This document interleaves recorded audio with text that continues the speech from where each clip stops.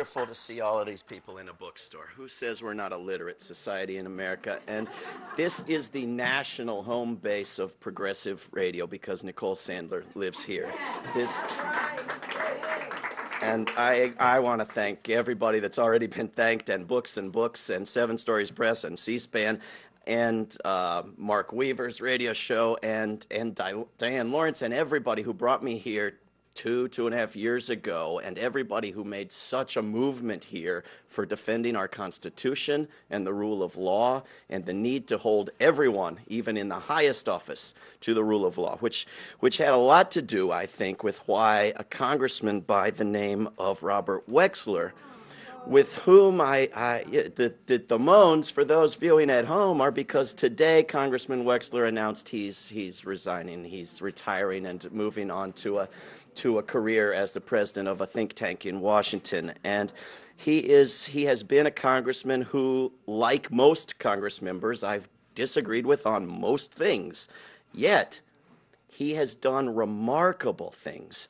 He has been willing not only to challenge his party's leadership, which is almost unheard of, but to challenge the chairman of the committee on which he serves, which is, as far as I know, absolutely unheard of, except for when Congressman Wexler said to John Conyers publicly and got his colleagues on board and had thousands and hundreds of thousands of members of the public sign on and said, Congressman Conyers, we got to look at this thing called the Constitution. We have to hold impeachment hearings for Dick Cheney. And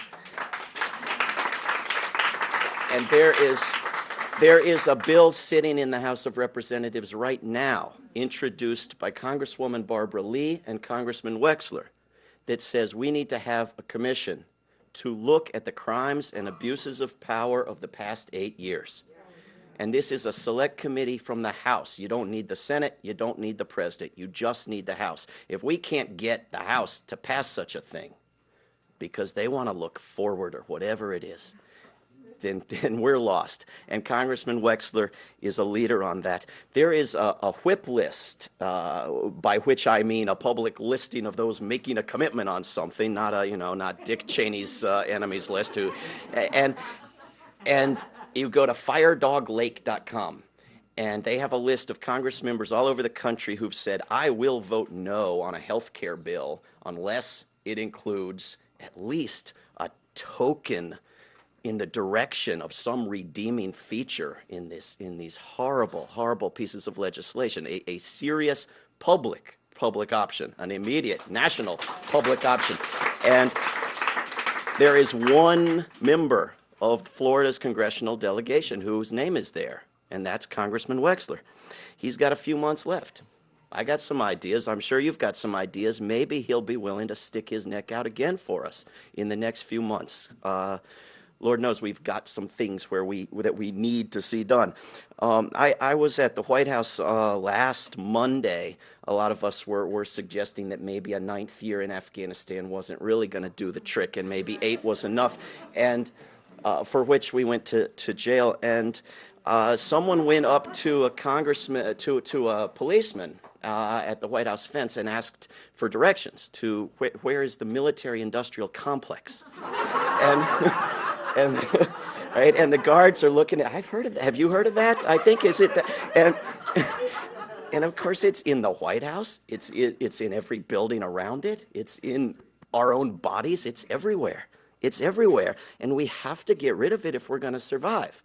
And I would like to see this country last for a while. I'd like to see some years, some decades, some centuries out ahead of us, right? And if it does, we're going to have a lot of more presidents who haven't been born yet. And how those presidents behave is going to be determined primarily by what they are permitted to do, which means that despite all of the disastrous behavior of Bush and Cheney, all of the people who died in their wars and through their neglect, all of the things that went wrong over the past 8 years, the biggest result of their co-presidency is what powers they leave behind for all the future presidents. And that is going to be the biggest result of Barack Obama's presidency, for better or worse, whether he leaves all of those powers there or doesn't. or whether the Congress leaves all of those powers there or doesn't. That is going to be the legacy of these years, for better or worse. Who knows what Article 1 of our Constitution is about? Shout it out if you know, just one word. The legislative branch? Thank you very much. It takes the children, the young people to tell us. I spoke at a university last night, and not a single college student could tell me. Someone thought it was free speech. Article 1 takes up 60% of our Constitution. It is about the Congress. It is the first branch of our government. It is given a long laundry list of every single power our founders could imagine. They gave it to the Congress. Then you have these little measly Article 2 and 3 about the other two branches. But powers have been taken from the Congress, from the courts, from the states, from the people, and some are now being abused less than they were in the past 8 years. Some are being abused more. Every single one is being left in place, if not augmented, and every single one is being cemented more firmly in place in a way that one administration alone could never do. And you're not going to love every future president. You're not. You're going to disagree with some of them dramatically. And the media is not interested in this. There's some talk about czars. There's some talk about how we really have to renew the Patriot Act, even though we used to not like it. And Congress, if possible, is less interested. You ask students, you probably remember having learned about 3 branches. We now have 2 parties. We now have 2 institutions of our government that are the 2 parties.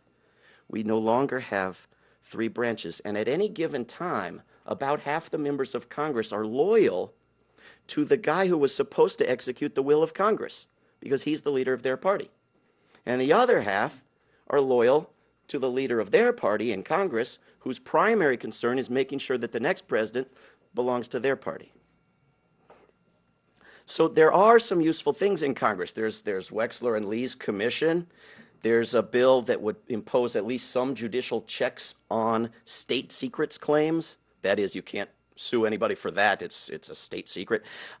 There is a bill that would limit the use of signing statements, to sign bills and have a statement, I'm not going to obey this part of the bill. There is a bill that would expand the Gang of 8 so that more than 8 Congress members get to know a little something about what our government is doing. These are not priorities. These are not steaming ahead. And the idea of checking the executive branch, you remember about checks and balances, right? It is almost scandalous in Washington to mention. The 2 chief tools that Congress can use to check the other branches are impeachments and subpoenas. Right? We did impeach a judge this year for groping people.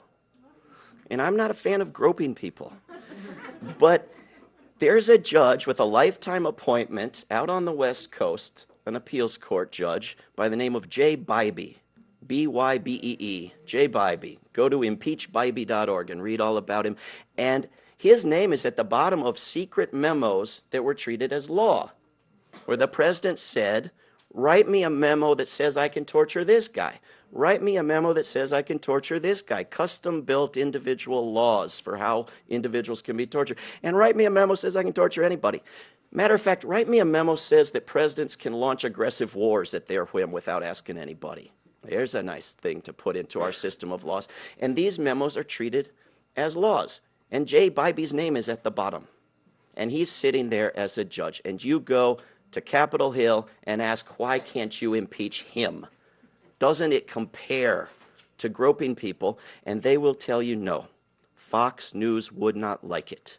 We would be accused of going after a conservative judge. Never mind that he legalized torture. He was a member of the executive branch. He's a conservative. Sex is not involved. Can't have impeachment. And in April, when some of these memos came out, Senator Leahy, the chairman of the Senate Judiciary Committee, said Judge Biden